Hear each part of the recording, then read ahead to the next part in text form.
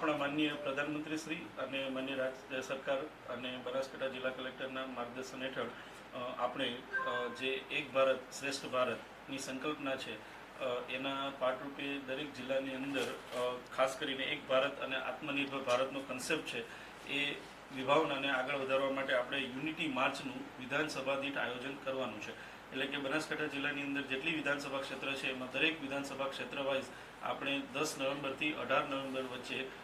એક એકતા યાત્રા એટલે કે યુનિટી માર્ચનું આશરે 8 થી 10 કિલોમીટરનો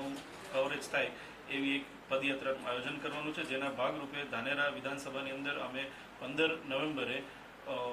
મામા બાપજી મંદિરથી વાલેર જે સંત છે એમની એક વાલેર ગામની ચોકડી સુધી આશરે 8 કિલોમીટરમાં અમે એક પદયાત્રાનું આયોજન કરેલું છે. આ પદયાત્રાની અંદર મારી ધાનેરાની જનતાને, ધાનેરાના તમામ નાગરિકોને, ધાનેરાના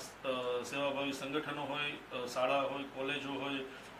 સહકારી સંસ્થા હોય, સેવાભાવી સંસ્થા હોય, ઔદ્યોગિક એકમો હોય, આ તમામ લોકોને, ધાર્મિક સંસ્થા હોય, બરાબર, તમામ લોકોને મારી વિનંતી કે આ એકતા યાત્રાની અંદર જોડાય, જુસ્સાભેર ભાગ લે. એની અંદર આપણે એક એકતા યાત્રા ભારતના રાષ્ટ્રધ્વજ તિરંગા સાથે કાઢશું અને આ